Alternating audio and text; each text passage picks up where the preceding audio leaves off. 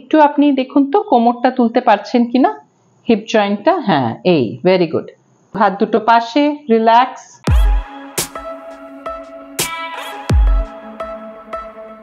নমস্কার, আমি ডক্টর তেহমিনা, আপনার physio fitness and rehab expert. আর আজকে আমাদের সাথে আছেন মিসেস মিত্র। আসুন শুনে নি ওনার কি প্রবলেম। আমার বেশ কিছুদিন ধরেই ব্যথাটা হাঁটুর রয়েছে।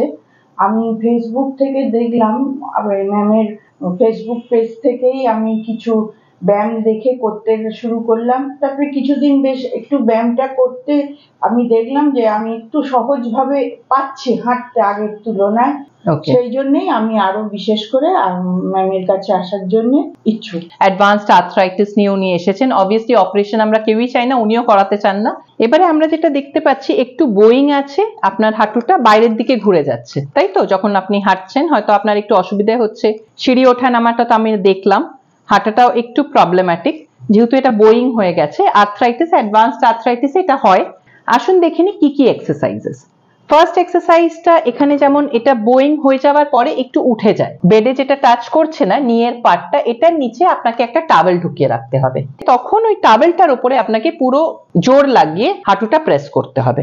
হাঁটুটা শুধু প্রেস করলে হবে না, তার সাথে সাথে পায়ের পাতাটা টান টান, এটা ইকুয়ালি ইম্পর্টেন্ট, এটা একটু মনে রাখতে হবে। দিয়ে তারপরে আপনি এটা 10 সেকেন্ডস হোল্ড করবেন, আস্তে আস্তে রিলিজ করুন। নাম্বার 2, আমরা জেনারেলি ওয়েট কাফ বেঁধেও করাই। জেনারেলি আপনার এটা ফার্স্ট ডে, তো আমরা ওয়েটস দিয়ে করাবো না। এটা প্লেন ফ্রি হ্যান্ডে আগে আপনাকে শুরু করতে হবে, যতটা আপনি হাঁটুটা সোজা রেখে যতটা তুলতে পারছেন। Very good. পায়ের পাতা টান টান হবে, 10 সেকেন্ডস হোল্ড, তারপরে রিল্যাক্স। ঠিক আছে, ভেরি গুড। এই পাটাও ট্রাই করুন, দেখি। তুললেন, ওকে, হাঁটুটা একদম টাইট সোজা, পায়ের পাতা টান টান, 10 সেকেন্ডস হোল্ড, রিল্যাক্স। এবারে যেটা করতে হবে আপনাকে, আপনি বলছেন যে এই জায়গাটাতেও আপনার ব্যথাটা উপর থেকে নামছে। শুধু হাঁটুটা দেখলে হবে না, আমাদেরকে হিপ জয়েন্টটাও একটু মুভ করাতে হবে, যাতে হিপ জয়েন্ট একটু ফ্লেক্সিবল হলে হাঁটুতে চাপটাও একটু কম থাকে। এবারে দুটো হাঁটু ভাঁজ, একটু আপনি দেখুন তো কোমরটা তুলতে পারছেন কিনা, হিপ জয়েন্টটা। হ্যাঁ, এই ভেরি গুড। হাত দুটো পাশে, রিল্যাক্স। কোমর তোলা, 1 2 3 4 5 6 7 8 9 10, রিল্যাক্স। Very good. এবারে আপনাকে যেটা করতে হবে, উপর হয়ে হাঁটুটা ভাঁজ করা। দেখুন হাঁটুটা কিন্তু ভাঁজ করা যাচ্ছে না, এই জায়গাটা আপনার টাইট হয়ে যাচ্ছে। তাহলে আপনাকে যেটা করতে হবে, এই পাটা দিয়ে এটাকে ঠেলুন। হাঁটুটা ভাঁজ করে একটা পা দিয়ে অন্য পাটা ঠেলা, একটু রেস্ট্রিকশন আসছে, এখানে টাইট হয়ে গেছে এই মাসলটা। ঠিক আছে। এবারে সেম জিনিস আপনি এইটার উপরে করুন। এবারে এটা ঠেলুন, 10 অব্দি গুনবেন, আস্তে আস্তে গুনে তারপরে নামাবেন। আচ্ছা, এবারে একটা করে পা পেছনে তুলে দেখান তো সোজা।